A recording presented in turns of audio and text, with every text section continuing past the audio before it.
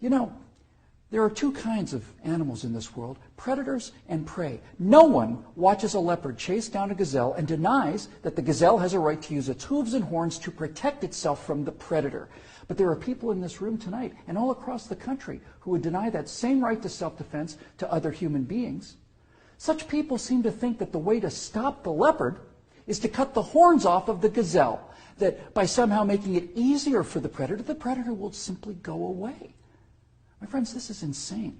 When you make it easier for the predator, you get more predators. So let's start with the so-called assault weapons, more properly known as semi-automatic rifles. In 2011, the total firearm murders came to 8,583, according to the FBI. Now, during that time, the total murders committed by rifles, all rifles, not just semi-automatic rifles, were 323. That's 3% of all murders. Hammers and clubs kill half again as many people as rifles. Hands and feet murder twice as many. And knives kill 5 times more Americans than all rifles combined. Preventable medical errors kill about 98,000 people per year. Medical malpractice kills more than 12 times as many people as are murdered in the U.S. each year. That's more than 300 times the number killed by all rifles, not just the so-called assault rifles. And yet, no one talks about limits on hammers or knives or doctors or hospitals. No one does that because the good we perceive from hammers and knives and doctors far outweigh their perceived harm. And yet, studies show that firearms prevent anywhere from 800,000 to over 2 million violent crimes every year. The lowest estimate means that 100 times more violent crimes were prevented with firearms than the total murders committed with firearms. That's 100 times as many. Now, in October of 2007, Amanda Collins was walking to her car after a night class at the University of Nevada at Reno. Amanda had a concealed carry permit for her 9mm Glock that she carried for self-defense. Unfortunately for Amanda, UNR is, like most college campuses, a gun-free zone. So, like the law-abiding citizen that she is, she did not have her gun with her in this gun-free zone when she was attacked by James Bila.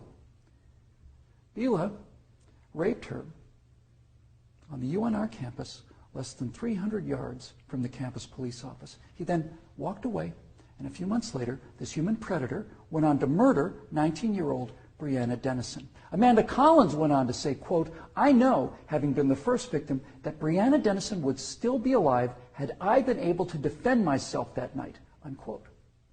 Therefore, I am directing the virtual Attorney General to aggressively challenge any gun control laws that violate Amanda Collins' right not to be raped and Breonna Dennison's right not to be murdered.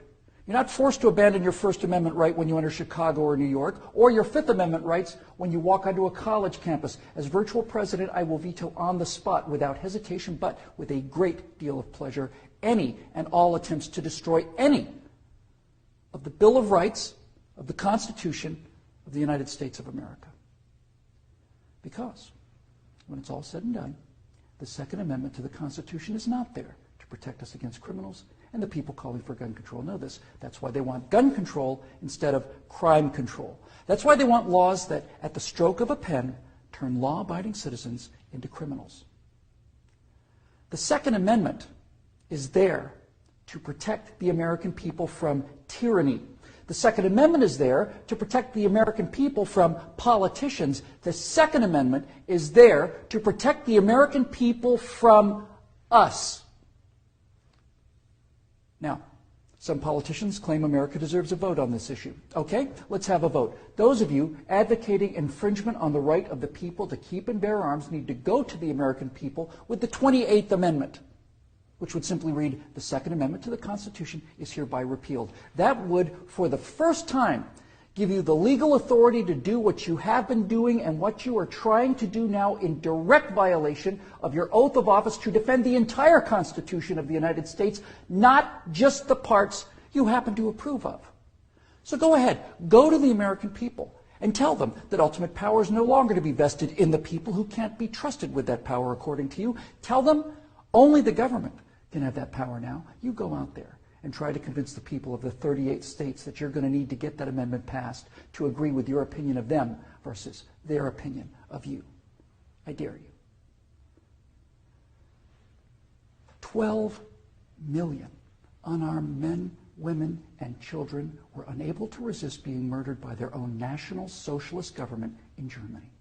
Perhaps 50 million unarmed men, women, and children were murdered by their own Union of Soviet Socialist Republics.